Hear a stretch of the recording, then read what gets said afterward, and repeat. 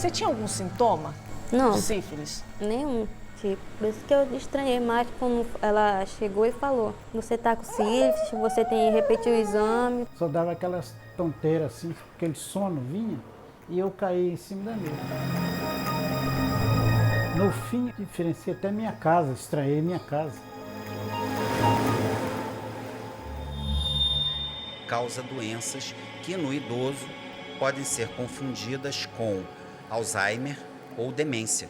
Qual foi a face que a sífilis apresentou para você? Para mim foi as manchas nas costas. Você achou que era... Eu achei que era acne, que não era sífilis. Será que dá para ele ver aqui dentro? A população é o positivo.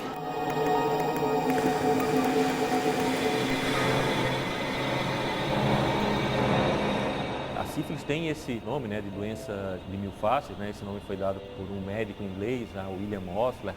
Ela também é conhecida como a grande fingidora, né? Porque ela pode ter muitas manifestações diferentes.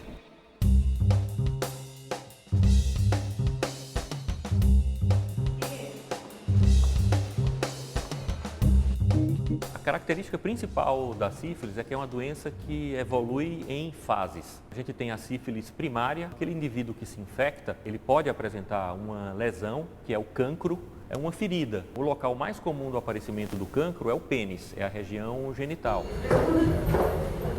Geralmente é uma úlcera e que na mulher é muito difícil de você visualizar, porque muitas vezes ela está interna na vagina e você não visualiza e ela nem tem dor. Você tinha algum sintoma? Nada. É tipo sintomas. Esse cancro pode aparecer em outros locais também, então ele pode aparecer na boca, ele pode aparecer na pele. Depois de algumas semanas aquela lesão cicatriza, dando a falsa impressão de que a doença foi curada. O que mais te chamou a atenção assim, em relação a essa doença? Dúvida, né? A sífilis é uma doença infecciosa de transmissão predominantemente pela via sexual, que é causada por uma bactéria chamada Treponema pallidum. É uma espiroqueta. Esse nome está relacionado à forma dessa bactéria. Ela tem um formato espiralado. Você tem, por exemplo, relatos do Gilberto Freire, Casa Grande Senzala, né? Falando que as marcas da sífilis entre os meninos era uma marca de distinção. Ou seja, não se tinha uma ideia do perigo e, ao contrário, as marcas da sífilis eram vistas como signos de virilidade. Significavam que aqueles meninos já conheciam mulheres, já tinham mantido relações sexuais. Então se tinha até orgulho de ter essas marcas. A maior parte da transmissão acontece por via sexual, então tanto através da penetração vaginal como da penetração anal. A sífilis ela pode ser transmitida se uma pessoa faz sexo oral, né, em outra, e aquela pessoa está infectada. A bactéria ela pode penetrar através da mucosa da boca e ocorrer a transmissão. Para a gente entender de pessoas que morreram de sífilis, porque não tinha penicilina na época, eu pego pelo menos 2 pintores famosos, Toulouse-Lautrec, em 1900, o Paul Gauguin, em acho que 1901, também morreu de sífilis, e depois o Oscar Wilde. E outro que morreu de sífilis, provavelmente porque não tinha acesso ao produto, isso já em 1947, foi o Al Capone.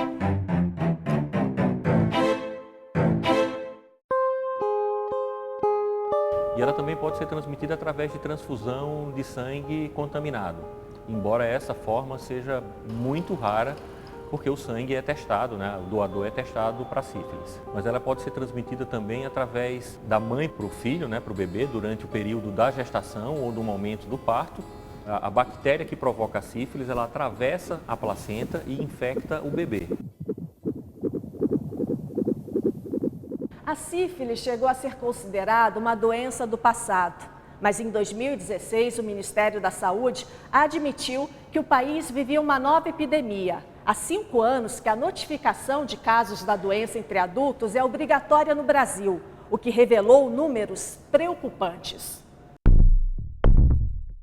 O número de casos registrados deu um salto de quase 1 para mais de 42 por cada 100 mil habitantes, totalizando em 2015 mais de 65 mil de sífilis adquirida, o correspondente a adultos, excluindo as grávidas. Os fatores, eles são inúmeros. O fato de se detectar um maior número de casos é relativamente positivo. Isso pode estar significando que o Brasil ampliou o seu diagnóstico. Em 2012, o Brasil passou a adotar os testes rápidos de sífilis, que antes só tinha de HIV. As outras explicações é porque passou-se a melhorar também as notificações de casos. A tendência de aumento nos casos de sífilis também pode ser vista em outros países. Enquanto que no Brasil, a doença entre adultos cresceu quase 33% em um ano, nos Estados Unidos, por exemplo, o aumento foi de 19%.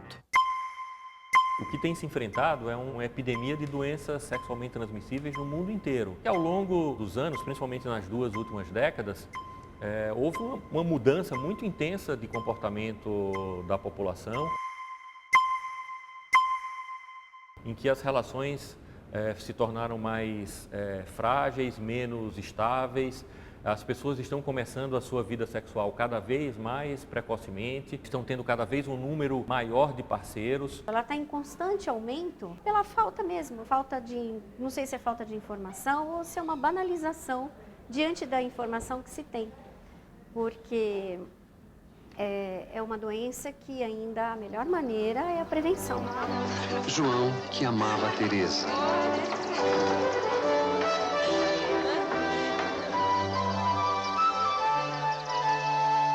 Que amava Raimundo. A utilização de preservativo, que em um dado momento chegou a ter um aumento, principalmente por conta da preocupação e do medo com a AIDS, principalmente nos primeiros anos da epidemia.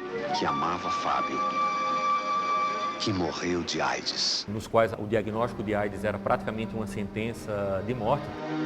Não morra de amor, use camisinha. Tudo isso daí foi mudando ao longo do tempo. A AIDS passou a ser hoje uma doença que, apesar de a gente não ter cura, a gente consegue fazer com que o indivíduo tenha uma boa qualidade de vida. Tudo isso daí fez com que houvesse uma despreocupação, um relaxamento muito grande com relação à prevenção. Então essa é a sessão de imunologia, onde são realizadas várias sorologias, incluindo a sorologia de sífilis.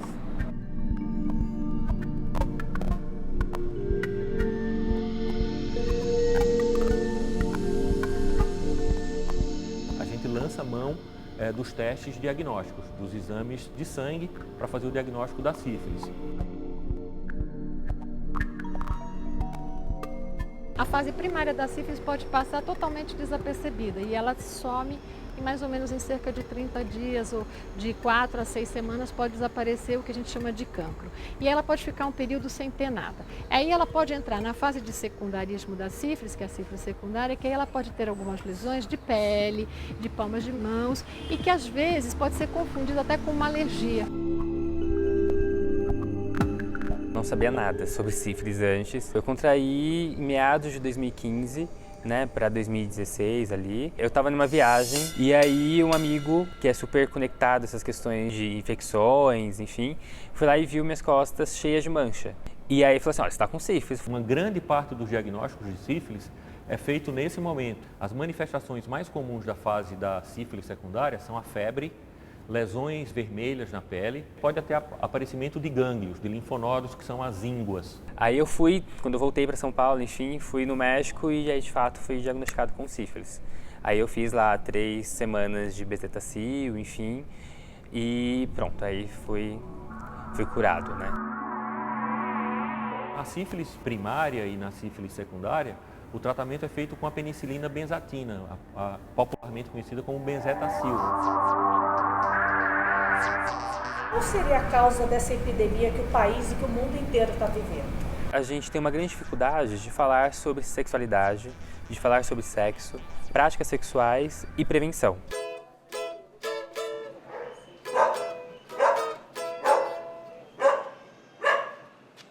Eu estava em São Paulo, dava aquela tonteira, eu caía no chão. Aí eles me levavam para pronto-socorro de lá. Aí eles lá davam um remedinho todo, mas não falavam nada não. Não, isso aí sistema nervoso, isso aí é essa conclusão dele.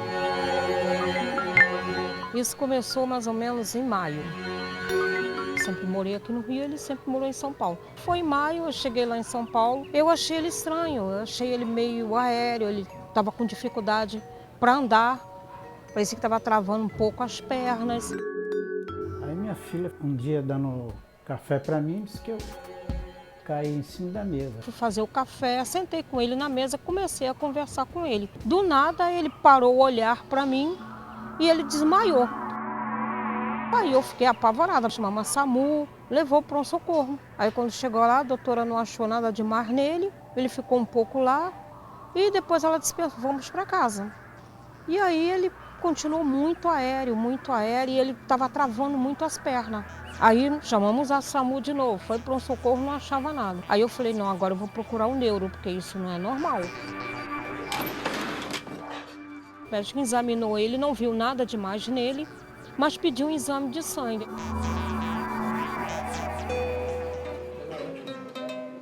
Não sabia nem o que era.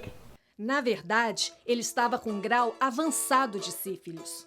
Algumas pessoas não apresentam essa sintomatologia da sífilis secundária ou ela desaparece espontaneamente. E aí elas vão entrar numa fase de latência que pode durar até alguns anos. Nem sabia de quem apanhei, nem nada. Chegou lá, o médico fez todo o procedimento para tirar o líquido da espinha. O médico, que é infectologista, me chamou. Você precisa internar seu pai o mais rápido possível. Uma das consequências piores da sífilis é a chamada neurosífilis. É quando a sífilis vai para o cérebro. O indivíduo pode começar a apresentar o que a gente chama de sífilis terciária, que são as manifestações mais graves da sífilis, que estão relacionadas a comprometimento do coração e comprometimento do sistema nervoso central. Mas eu posso ter manifestação da sífilis com comprometimento do osso, com comprometimento do olho. Então, qualquer órgão pode ser comprometido pela sífilis. Aí foi quando eu trouxe ele aqui para o Rio. Ele chegou de bengala, chegou muito debilitado. O indivíduo infectado nesse momento, ele pode apresentar um quadro demencial, ele pode apresentar alterações da marcha, então dificuldades para andar, pode ter aneurisma de aorta. Ele dizia que estava arrumando um lugarzinho lá no céu para ele morar. Ele via vulto dentro de casa, que tinha uma mulher com a mão assim, olhando para ele sentado. Então esses pacientes muitas vezes são negligenciados, não são tratados adequadamente e são confundidos. Ah, não, isso é uma doença do idoso, é uma doença comum. É porque ele está velho, isso é coisa de velho. Enquanto que, na verdade, esses sintomas são devidos à infecção pela sífilis. Ficou tão feia a coisa, a neurosífilis atacou tanto o cérebro dele, que ele, a ponto dele não me conhecer e nem conhecer a casa dele. Aí minha filha falou, só não fica internado aqui que não tem companhia, pessoal. É mais fácil só ir lá para o Rio, que eu moro lá perto. E ele ficou lá internado no dia 15 de novembro e saiu no dia 29 de novembro. Ele reagiu muito bem à medicação. E nos casos de sífilis terciária, habitualmente o paciente precisa ser internado porque ele vai ser tratado com a penicilina cristalina, que é uma penicilina que é feita por via intravenosa. Ele ficou bom ali, mas ele tem que fazer o acompanhamento com o infectologista. Por infectologista ver se vai dar alta a ele, se realmente ele ficou bom. De vez em quando ele esquece algumas coisas, mas assim, não é aquela confusão mental que ele fazia antigamente. Em todos os casos de sífilis, em todas as fases, a chance de cura é bastante alta caso o tratamento tenha sido feito de forma correta. Agora eu estou bem, graças a Deus. Eu sonho tanto, não sei porquê. Eu melhorei, agora eu vou reativar tudo outra vez. Sonhei que estava no céu com você. Sonho tanto, não sei porquê.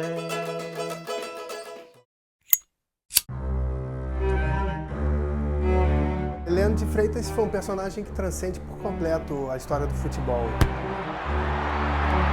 O mineiro Heleno de Freitas entrou para o time principal do Botafogo em 1939 e se tornou um dos maiores artilheiros da história do time. Ágil e goleador dentro do campo, também era polêmico no gramado e fora dele. Eres um falso. E o Heleno, em vez de ir para os dancings, dançar com as meninas da época, ele ia para os grandes cassinos, gastar dinheiro em roletas e pegar as vedetes. E nisso ele acaba contraindo sífilis por conta de uma vida promíscua, e essa sífilis acaba chegando ao estágio pior, que é o estágio terciário, atingindo o cérebro dele.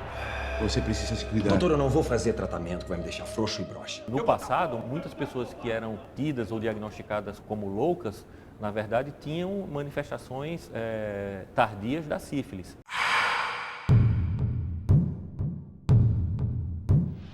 A torcida do Fluminense, querendo desestabilizá-lo, começou a gritar Gilda, Gilda, Gilda, Gilda na época do lançamento do filme. E era como se fossem uns gritos de bicha, de homossexual, né, hoje em dia.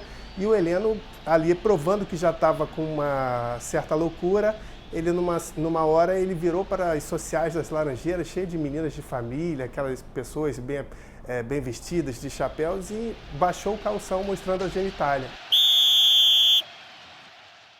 Ninguém era ciente da doença. A doença só soube a partir do momento em que, em 1951, ele se despediu do futebol aos 31 anos, jogando apenas 25 minutos na sua estreia e despedida no Maracanã com a camisa do América. Ele já completamente louco, brigando, se negou a subir com os jogadores do próprio time para fazer aquela foto oficial antes do jogo. Normalmente nessa fase, as manifestações já são bastante graves e muitas vezes irreversíveis. E foi a primeira vez que ele pisou no maior estádio do mundo, primeira e última. E aí ele ficou ali. E ali os irmãos na arquibancada perceberam o jogo rolando, ele parado em campo, olhando para cima.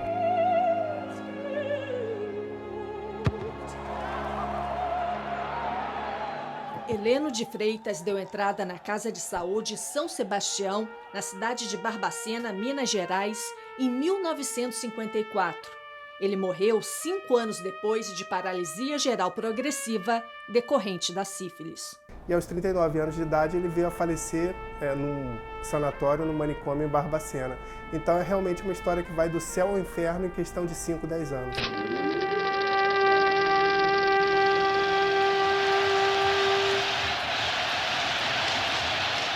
Ele já foi vítima profissionalmente do destino por ser impedido de jogar a Copa do Mundo porque o mundo estava em guerra.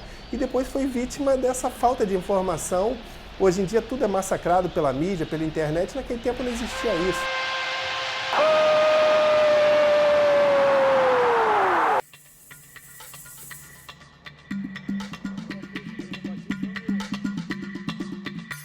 Aqui fica a área da Ponta Negra, né? É uma área turística, onde acontecem grandes eventos. E bem em frente nós temos aqui o Rio Negro, o nosso Rio Negro, né? Que é o nosso cartão postal.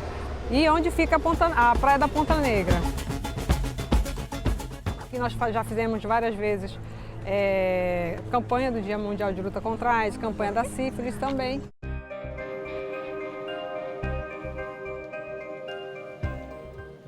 No Amazonas, a taxa de sífilis entre adultos em 2015 foi de 29 casos para cada 100 mil habitantes. O maior índice ficou com o Rio Grande do Sul, 111 registros.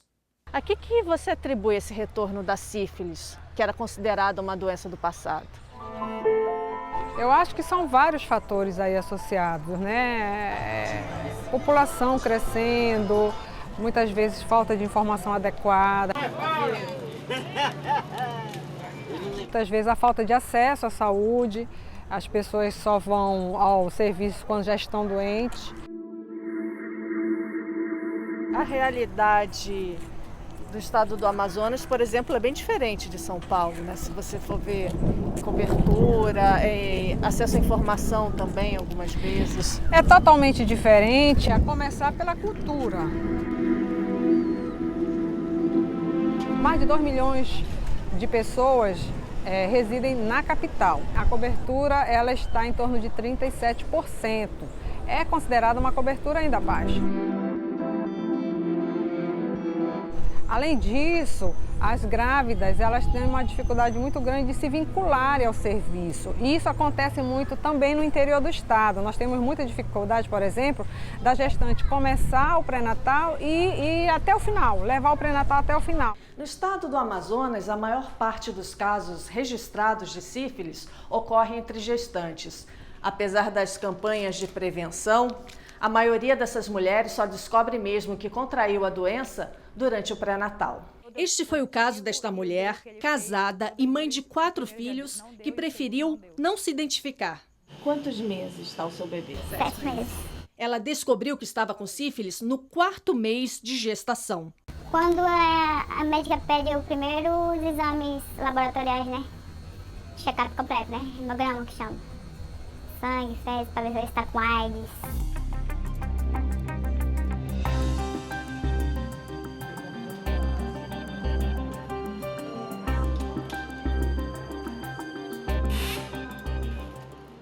Vamos lá, medir tua barriguinha. Ela está hoje com 35 semanas e 5 dias, daqui a 2 dias entra no teu 9º mês já. Já fez o tratamento para sífilis, né? Eu tenho aqui o resultado dos exames que você fez. Sua titulação ela vem caindo consideravelmente ao longo do tempo. Isso quer dizer que o teu tratamento foi eficaz, bastante eficaz. Em 5 anos, a média nacional de casos de sífilis entre gestantes saltou de quase 4 para 11 casos em cada 1.000 nascidos vivos. Em 2015, foram mais de 33 mil registros. E entre recém-nascidos, pulou de mais de 2 para 6 casos em cada 1.000 bebês. Quase triplicou. Mais de 19 mil crianças nasceram com sífilis em 2015. 24 de barriga. Menina, só que essa daqui eu não sabia que eu estava grávida. Eu vim saber que tinha uma bola, né? Aí eu fui pegando, só que eu não sabia que eu estava grávida, só que eu sabia. Aí eu fui saber do meu seio. Só que o meu primeiro eu também não sabia que eu estava grávida, que eu descobri com a minha mãe. Aqui. A minha mãe ficou triste, né? Que ela tinha medo de eu perder a criança, né? Aí eu fui me cuidando, aí tomei remédio, aí daí melhorou um pouco. A penicilina benzatina é a única que passa a barreira placentária, ou seja, ela atravessa e trata o bebê. A penicilina benzatina, quando comparada com outros antibióticos que podem ser dados na gravidez, ela é a única que trata o bebê dentro da barriga da mãe ainda. E como que foi o seu tratamento? O meu foi 2 Bezetacil de 1.200, uma do lado e uma do outro. No caso foi 2.400 de Bezetacil.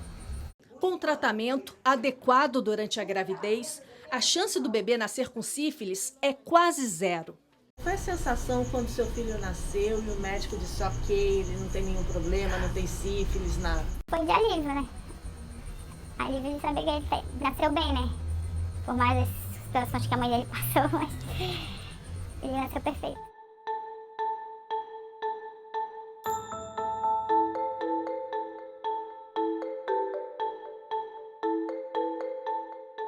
Quantos meses tem a sua bebezinha e como que foi o dia que ela nasceu? Ela tem 3 meses. Eu não sabia o sexo dela. Foi o dia mais feliz da minha vida, que quando eu vi, né, o rostinho dela. Quando que você descobriu que estava com sífilis? Foi assim que eu comecei, né, o pré-natal, elas passaram o exame de rotina. Aí ela pediu, né, de AIDS, de sífilis, aí apareceu que eu estava com sífilis. Qual foi a reação do seu marido quando você contou para ele que estava com sífilis? Foi de tristeza e raiva ao mesmo tempo. Porque ele pensava que eu tinha feito relação com outras pessoas. E ao mesmo tempo ele me apoiou, né? Ele disse que não ia acusar nem ele, nem eu, que nós não sabíamos de quem tinha pegado. Ela e o marido fizeram tratamento para sífilis e a bebê nasceu sem a doença.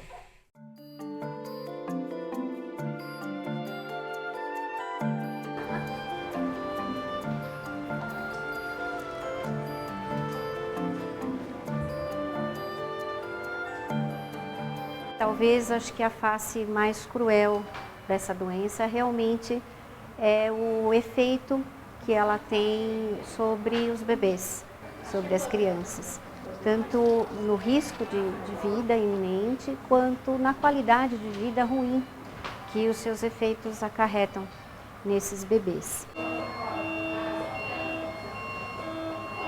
Quando a gente se depara com um diagnóstico de sífilis congênita, a gente sabe que o bebê ele contraiu da mãe, não tem outra maneira dele pegar a sífilis nessa fase.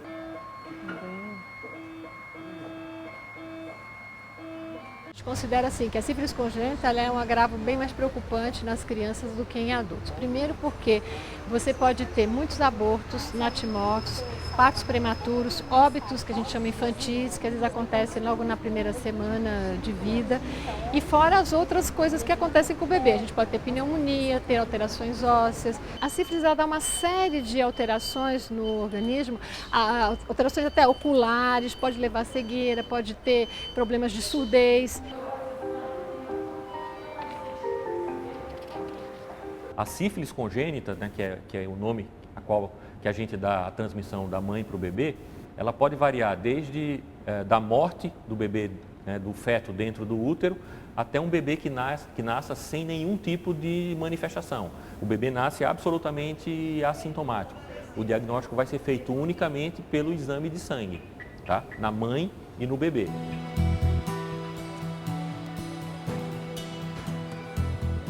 Faz parte, né, do quadro de sintomas da sífilis o acometimento do sistema nervoso central.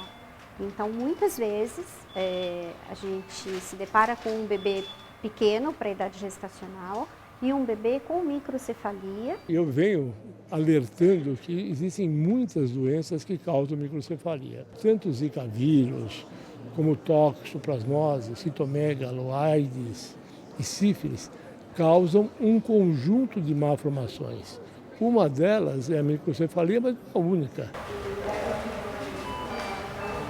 No estado de São Paulo, perdemos 342 bebês entre abortos, natimortos e óbitos por sífilis congênita. Esse total representou cerca de 11% do total de casos de sífilis congênita que foram registrados no ano de 2014. No Brasil, em 2015, foram cerca de 1.500 perdas pela sífilis congênita. Este bebezinho que está aqui na incubadora e nasceu com sífilis é filho de uma mulher que não fez o pré-natal. Mas um dado que chama a atenção é que, segundo a Secretaria de Saúde, 3 em cada 4 bebês que nascem com sífilis são filhos de mulheres que fizeram sim o pré-natal. Uma informação que aponta para outros problemas que afetam as gestantes. 75% fizeram pré-natal. A gente não deveria estar esperando que esses bebês nascessem com sífilis congênita, mas houve falhas em todo esse processo. É o que a gente sempre pergunta, né? Pode ser que elas tenham entrado muito no fim do pré-natal e o diagnóstico foi feito muito próximo do parto e não houve tempo suficiente para tratar a mãe adequadamente antes do bebê nascer.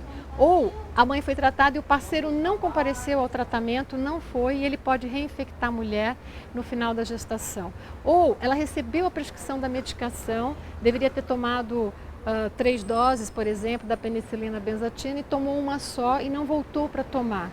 No estado de São Paulo, apenas a metade dos parceiros das gestantes com sífilis faz o tratamento em conjunto durante a gravidez, segundo a Secretaria de Saúde. Esse é o grande problema que nós temos hoje. Você consegue diagnosticar a gestante com sífilis, você trata a gestante com sífilis e muitas vezes, apesar das unidades básicas de saúde, os serviços de saúde chamarem os parceiros para a unidade, para fazer o teste, para tratar o parceiro, ele não comparece.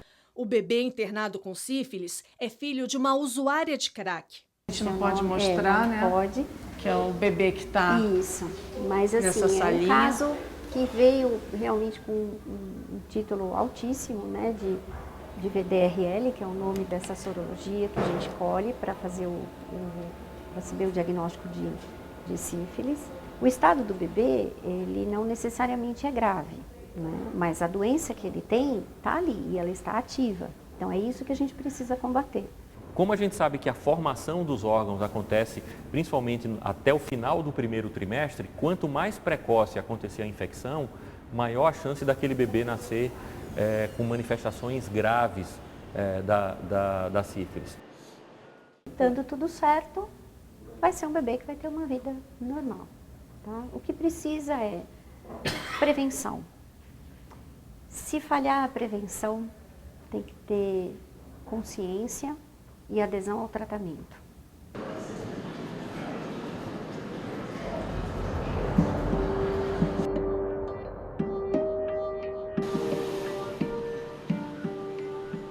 O bebê nascer com sífilis, um caso mais grave. Se tiver condições de ficar, fica com a gente. Se precisar de cuidados muito mais avançados, manda para uma unidade de maior porte. Ele nasceu com quantos meses e quantos quilos? De 9 quilos eu não lembro muito, mas quase 3 eu acho. Essa paciente ela chegou, né, já com dor, início de trabalho de parto. Já foi indicado a cesárea para ela. Eu fiz o exame antes de eu entrar em parto, antes de eu entrar para fazer cirurgia. Aí o médico lá falou da sífilis. Ele tinha dado VDL, tinha dado positivo. A jovem se contaminou com a bactéria da sífilis no final da gravidez. Fez o pré-natal, coisa que na anterior ela não fez, né? Esse é o cartão. Ela fez o pré-natal. No primeiro exame que ela fez no primeiro trimestre deu negativo. No segundo trimestre também deu negativo. O bebê nasceu com a doença e teve que ficar internado. No caso, as pacientes com sífilis, elas ficam internadas pelo menos 10 dias, que é o período de tratamento do bebê. Ela é usuária de drogas e tem um outro filho que também nasceu com sífilis. Não fiz o pré-natal do outro. Aí eu fui descobrir também no hospital, no médico. Aqui na maternidade, nessa mesma maternidade. Mas os cuidados duram bem mais que esses 10 dias. Depois disso, esse bebê recebe alta, ele vai ter que ser acompanhado por pelo menos 2 anos. Ou até que se manifeste algum tipo de sintoma da doença. Você pode ter ainda outras manifestações que às vezes até você consegue identificar um pouquinho para frente. Mas você pode levar a surdez, pode levar a alterações oculares como a corioretinite, que pode ter uma alteração bastante grave da visão. Você pode ter principalmente casos de sistema nervoso central, você pode ter neurosífilis, que dá alteração do sistema nervoso central, e outras alterações do sistema nervoso central, como por exemplo, déficit de aprendizado. Você pode ter mais comprometimentos para frente se você não tratar a criança.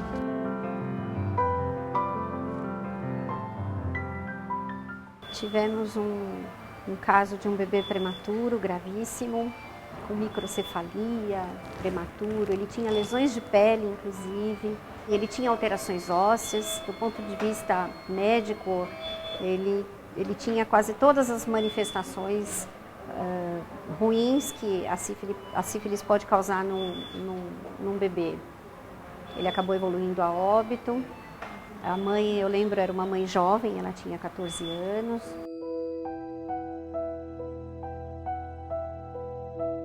Quatro em cada 10 bebês infectados pela bactéria da sífilis, filhos de mães que não fizeram tratamento, podem morrer nos primeiros dias de vida ou nem chegar a nascer.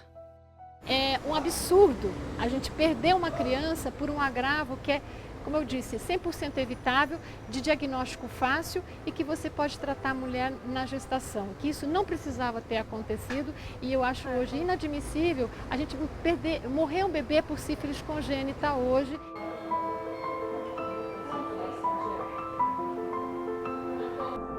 Olha, costinha pra cá, bumbumzinho pra cá, cabeça pra cá.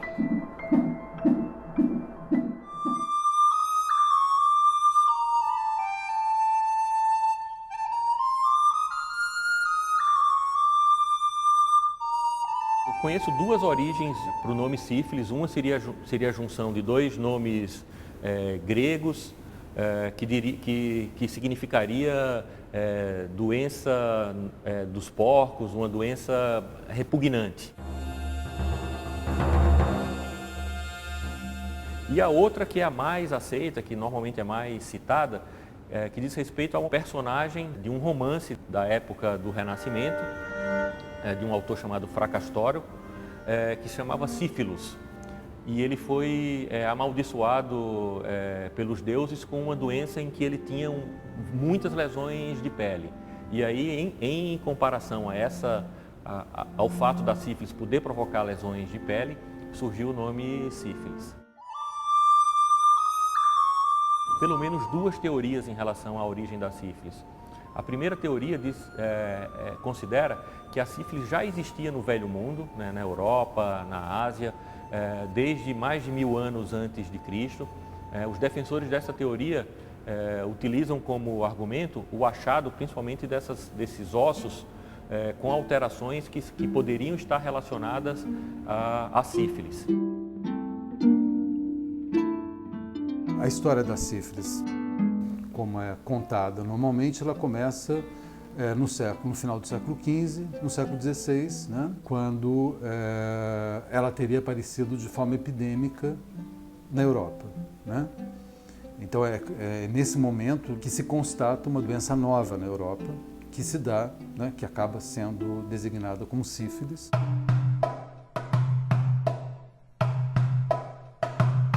A gente sabe que no século XV, né, logo depois de 1500, houve um grande aumento do número de casos de sífilis na Europa. E isso coincidiu com o retorno de Colombo após a descoberta da América. Então, reforçando a segunda teoria, que a sífilis seria uma doença natural, uma doença procedente, né, cuja origem foi aqui na América e que foi levada pelos marinheiros de Colombo e que lá na Europa se disseminou.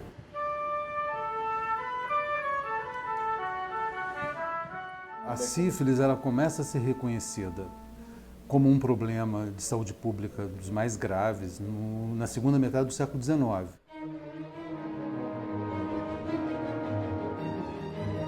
Ela passa todos os séculos, até chegando no século XIX, quando se começa a perceber que ela é uma doença muito grave.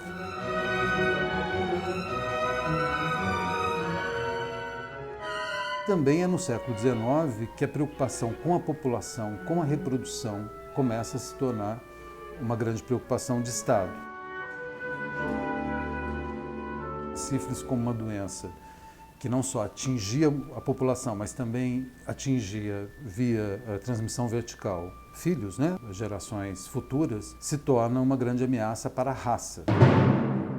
Até porque no século XIX se acreditava que a sífilis não passava apenas para a primeira geração, ou seja, não era apenas congênita. Se acreditava que a sífilis era hereditária.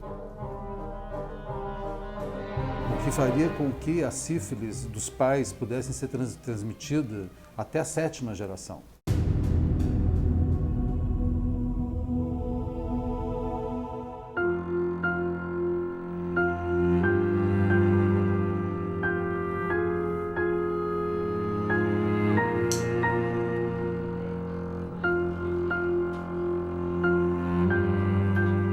A gente vai fazer os dois testes, né? Sífilis e o HIV. Então, numa simples furada de dedo, a gente coleta o sangue da pessoa no teste e em 10 minutos a gente já tem o resultado, né? Então isso ajuda em muito o diagnóstico precoce da doença, porque naqueles que já dão positivo, a gente já, nas grávidas, por exemplo, a gente já inicia o tratamento imediatamente na unidade onde ela foi testada. Só uma picada, né? Já sabe. Aqui na área rural, se não fosse o teste rápido, como que vocês iriam fazer o exame para detectar sífilis? Teriam duas situações. Ou a grávida teria que se deslocar para a zona urbana da cidade, ou ela teria acesso através da coleta que a gente faz de coleta de sangue uma vez por semana.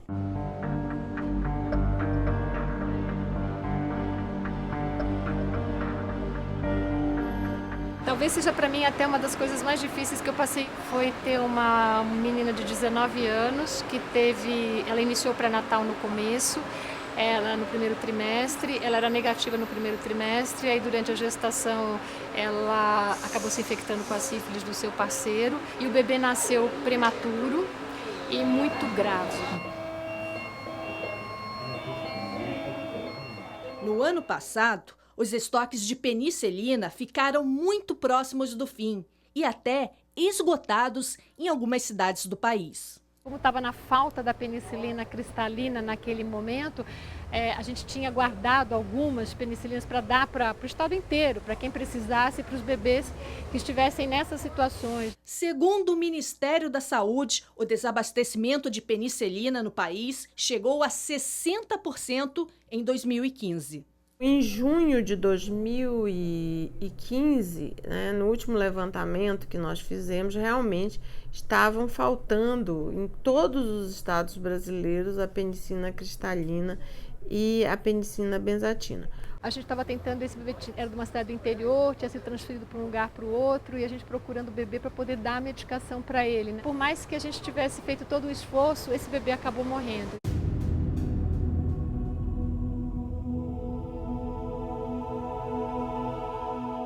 Você estava falando que no ano passado vocês tiveram vários casos de sífilis, gestantes com sífilis aqui. Muitos casos. 5, mais ou menos, 6, 7 por mês. E aí juntou com esse fato de não ter a medicação em grande quantidade, então foi o que mais nos preocupou de ter que procurar outras unidades, outras pessoas que pudessem nos ajudar pelo fato de ter um surto muito grande. E por ser uma unidade pequena, pra gente, 6 casos no mês é alarmante. O período que nós tivemos esse desabastecimento foi pouco tempo também, eu acho que uns 2 ou 3 meses. Então, estava sendo utilizado medicação, um tratamento alternativo, né? Que infelizmente não trata o bebê, só tratava a grávida. E o bebê acabava nascendo com a infecção.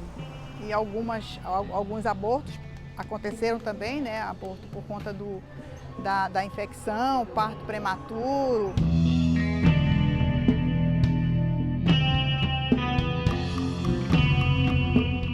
Segundo o Ministério da Saúde, a saída encontrada pelo governo foi fazer compras emergenciais de penicilina para os estados e municípios e reajustar o preço pago pelo medicamento para estimular a produção.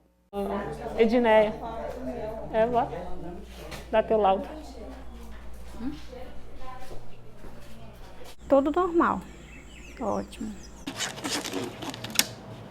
A matéria-prima para a produção de penicilina no mundo todo é produzida apenas pela China e a Índia. Uma das causas prováveis para essa diminuição da disponibilidade de penicilina, que não aconteceu só aqui no Brasil, é justamente a questão econômica. É um produto extremamente barato e muitas vezes as empresas elas não querem estar gastando tempo e recurso nesse processo todo. Foi o primeiro antibiótico, né, chamado realmente de antibiótico disponibilizado, ele está sendo utilizado de forma ampla desde o final da Segunda Guerra Mundial.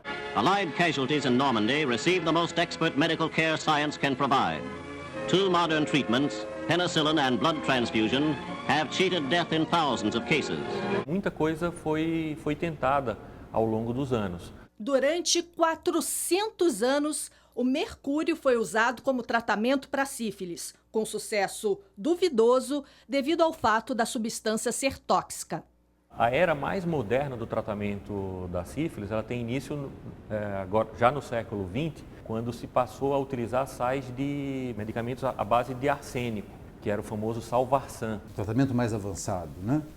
Que para muitos matava mais até do que a própria doença. Mas o tratamento efetivo realmente para a sífilis, ele apareceu depois da descoberta da penicilina. A história da penicilina é uma história muito interessante. E toda ela é baseada no Alexander Fleming. Era um militar, ele era médico, ele participou da Primeira Guerra Mundial. É um escocês que foi para a Primeira Guerra como um oficial médico. E ele volta da Primeira Guerra Mundial, muito desolado, porque ele via muitas mortes de soldados com infecções na pele.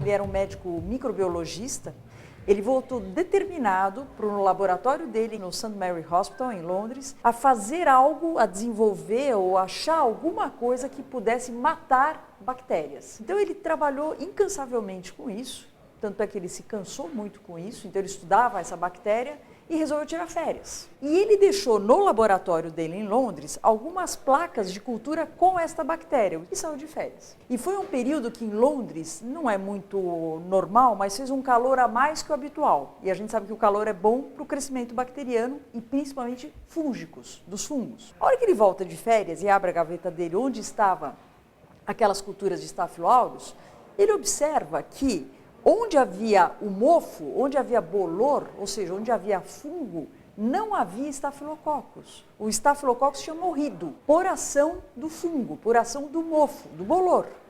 E daí ele começou a pensar, normalmente o que qualquer um faria? Jogaria isso fora, tá tudo embolorado, vou jogar fora. Não, ele viu aquilo e ele falou, tem alguma coisa no fungo, e esse fungo chamava Penicillium, daí o nome penicilina.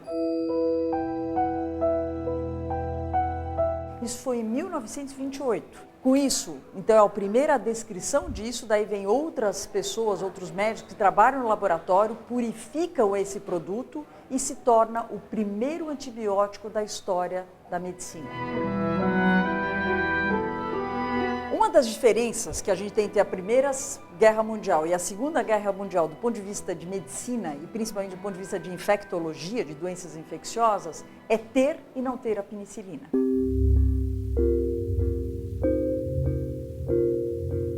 Até hoje é considerada como sendo a medicação, o tratamento de escolha para todas as formas da sífilis. Mas ao longo do tempo essa droga perdeu o apelo comercial, ela deixou de ser uma droga interessante do ponto de vista econômico, financeiro para os laboratórios produtores, então fazendo com que houvesse uma diminuição do interesse em produzir essas drogas. A partir do final dos anos 70, uma fábrica brasileira começou a produzir antibióticos, inclusive a penicilina, com matéria-prima nacional. A indústria que produzia no estado do Rio de Janeiro era a Companhia Brasileira de Antibióticos.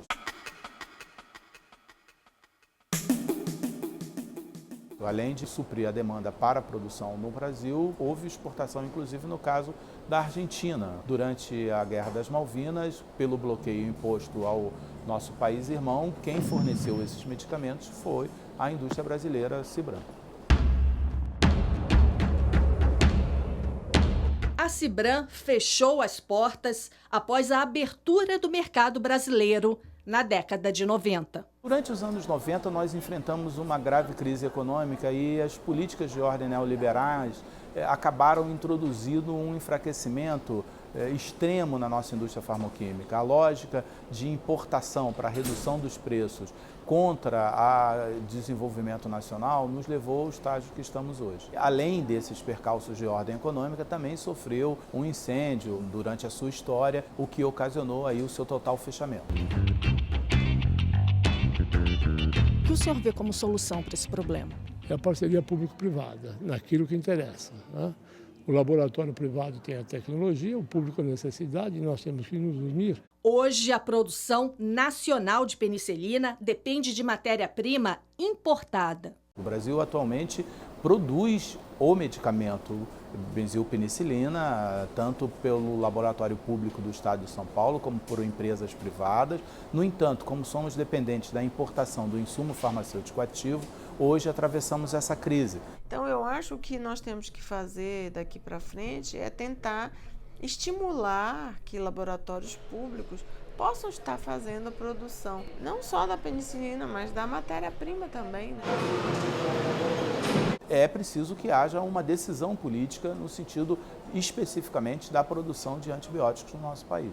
O mais importante é dizer que nós temos competência técnica no país para poder, a partir do que já temos de desenvolvimento, gerar uma indústria e construir uma indústria para esse fim. Enquanto nós formos reféns de um ou de dois laboratórios internacionais, corre esse risco, que é absolutamente inaceitável.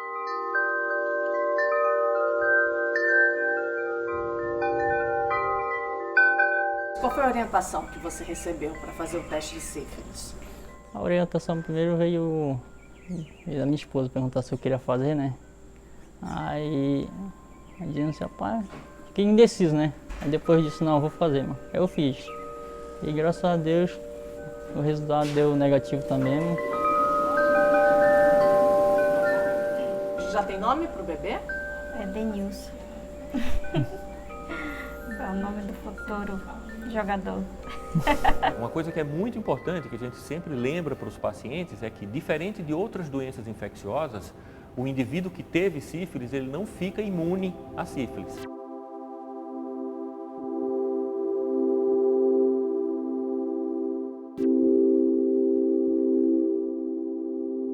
Algumas imagens em relação à luta contra a sífilis no Brasil. Falam de uma experiência muito particular nessa luta. Na primeira metade do século XX, eles chamavam de luta antivenérea. Era uma proposta de controle dessas doenças que passava pelo controle sobre a prostituição. Vem você aqui, olha, aqui ele está positivo.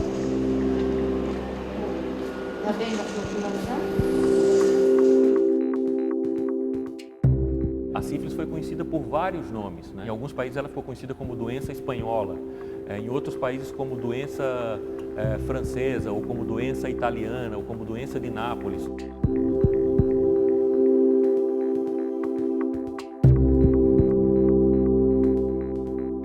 E os inimigos atribuíam aos adversários a disseminação dessa doença.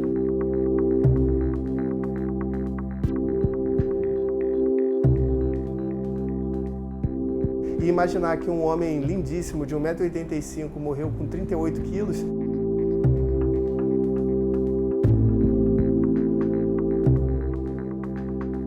Você imagina a dor que a família passou, a dor que os fãs passaram e a dor que o próprio passou, né? De ser o grande Heleno de Freitas e ter falecido dessa forma.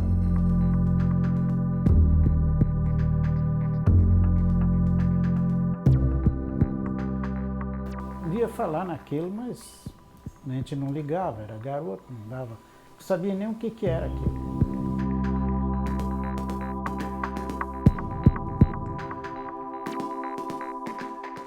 O espiroqueta, ela é democrática, ela pega qualquer nível socioeconômico, qualquer classe social.